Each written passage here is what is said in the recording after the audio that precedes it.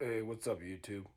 Dax the Dasher. Just a quick video, something for you guys to think about when you're not out working your ass off, dashing, Uber Eats. You need to find peace, tranquility, and a cool place just to kick it.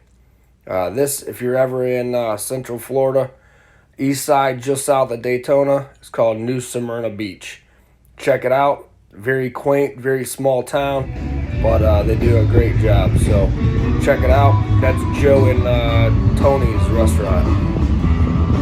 Until later, you guys know what to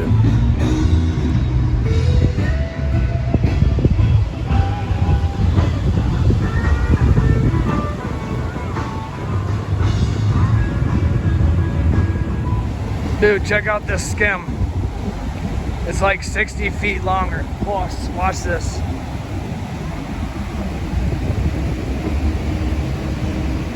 It goes all the way up. Look at that shit.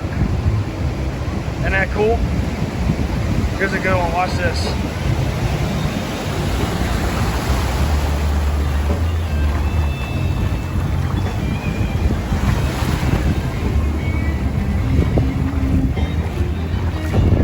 Watch when it sucks back.